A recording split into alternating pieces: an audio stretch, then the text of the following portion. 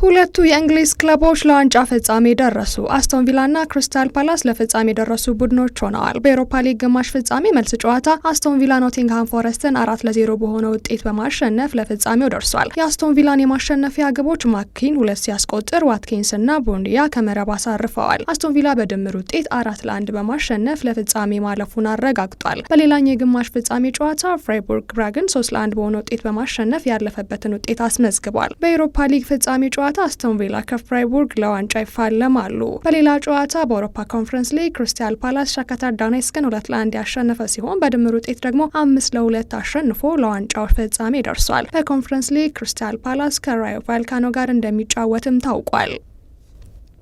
የቻምፒየንስ ሊግ የሳምንቱ ምርጥ ቡድን ይፋ ሆኗል። ከፒኤስጂና ከአርሰናል የተውጣጡ 4 ተጫዋቾችም ተመርጠዋል። የአውሮፓ እግር ኳስ ማህበር የሳምንቱ ምርጥ የቻምፒየንስ ሊግ ቡድን በፒኤስጂና አርሰናል የበላይነት የተያዘ ሲሆን በ11 ተጫዋቾች ውስጥ እያንዳንዳቸው 4 ተጫዋቾችን አካተዋል። ባየር ሙኒክም ጠንካራ ተሳትፎ አድርጓል። አትሌቲኮ ማድሪድም እንዲሁ። ፓሪስ ሴን ጀርሜን በኦስማን ዴምቤሌ፣ ክቪቻ ክቫራትስኬሊያ፣ ዲዝሬ ዱዌ እንዲሁም ዊሊያም ፓርትሪ ይወከላሉ። የእነርሱ ተሳትፎ የፒኤስጂና ባየር ሙኒክን በማሸነፍ ፍጻሜ ለመድረስ ያለውን ጠንካራ ብቃት ያሳየ ነው። የአርሰናል ቡድን አባላት ቡካዮ ሳካ፣ ዴክላን ራይስ፣ ዊሊያም ሳሊባ እና ዴቪድ ራያ ናቸው። የቡድኑ 4 ተጫዋቾች በሳምንቱ የቻምፒየንስ ሊግ ጨዋታ ላይ ምን ያህል አስፈላጊ እንደሆነ አጽንኦት ይሰጣሉ። ባየር ሙኒክም በሉዊስ ዲያዝ እና ጆሹዋ ኪሚቺች አስተዋጽኦን አድርጓል። አትሌቲኮ ማድሪድ ደግሞ በማርኮስ ሎሬንቴ ይወከላል። ይህም ለ15 ተጫዋቾች ሚዛናዊ እይታን ይሰጣል። 4 የፒኤስጂ ተጫዋቾችና 4 የአርሰናል ተጫዋቾች፣ 2 የባየር ሙኒክ እንዲሁም 1 አትሌቲኮ ተጫዋቾች ይገኙበታል። ለፍጻሜው ፒኤስጂ ከአርሰናል እንደሚገናኙም ይታወቃል።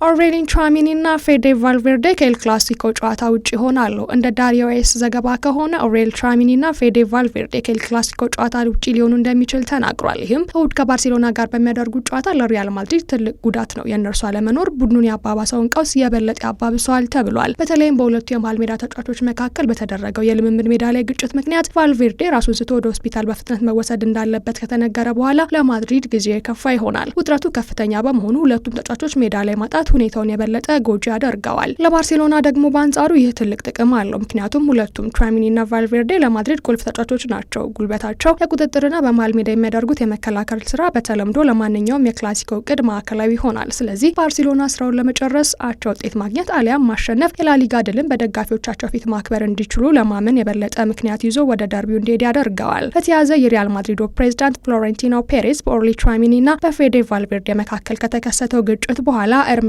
ለመውሰድ እየሰሩ እንደሆነ ታውቋል። ቫልቬርዴ ሆስፒታል እንደገባ ተነግሯል። እናም ሪያል ማድሪድ ለሁለቱም ተጫዋቾች የዲሲፕሊን እርምጃዎችን እያዘጋጀ እንደሆነም ታውቋል።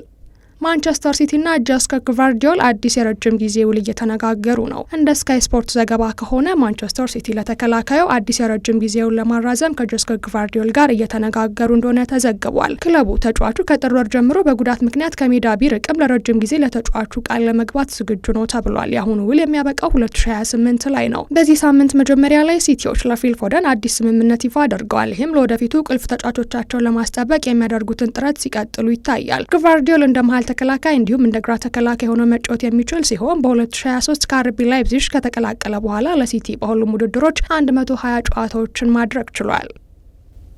አርሰናል፣ ሊቨርፑልና ባርሴሎና ብራድሊ ባርኮላ ላይ ፍላጎት እንዳላቸው ተዘግቧል። አርሰናል፣ ሊቨርፑልና ባርሴሎና ሁሉም ብራድሊ ባርኮላን እየተከታተሉት ሲሆን አርሰናሎች በተለይ የፒኤስጂን የክንፍ መስመር ተጫዋች ለማስፈረም ፍላጎት እንዳላቸው ተዘግቧል። ፍላጎቱ ገና ከጅምሩ ደረጃ ላይ የሚገኝ ሲሆን እስካሁን ምንም አይነት ተጨባጭ የዝውውር ጥያቄ አልቀረበም። ባርኮላ በ2023 ከሊዮን ወደ ፒኤስጂ ከመጣ በኋላ የአጥቂ ቡድኑ ወሳኝ አካል ሆኗል። ለፓሪሱ ክለብ 148 ውድድር ጨዋታዎችን አድርጎ 35 ጎሎችና 37 አሲስቶችን አስመዝግበዋል። ባርሴሎና ተጫዋቹ ባለው ፍጥነት፣ ጥልቀት፣ በአንድ ለአንድ የመጫወት ችሎታ እየተመለከተው ነው። ስካይ ስፖርት እንደሚለው ካታሎናውያኑ ለማጥቃት የሚፈልጉትን ሁሉ እንደሚያሟላ ያምናሉ። የእንግሊዙ ክለብ ሊቨርፑልም እንዲሁ የልጁ ፈላጊ ናቸው። ይህ ማለት ፒኤስጂ ሁኔታውን የበለጠ ከተሻሻለ ከባድ ፉክክር ሊያጋጥመው ይችላል ማለት ነው። ማንኛውም እርምጃ የሚወሰነው ግን በፒኤስጂ የገንዘብ ፍላጎትና ባርኮላ በስፖርታዊ ፕሮጀክቱ አሳማኝ መሆኑ ላይ ነው። ለጊዜ ውድድሩ ክፍት ሆኖ ቀጥሏል። ነገር ግን ባርኮላ በፒኤስጂ ያሳየው ጠንካራ እድገት በግልጽ በአውሮፓ ትላልቅ ክለቦች ራዳር ላይ ያስቀምጦታል። ይህም በክረምቱ ወደፊት ወሳኝ ጊዜ ሊሆን እንደሚችል ተዘግቧል።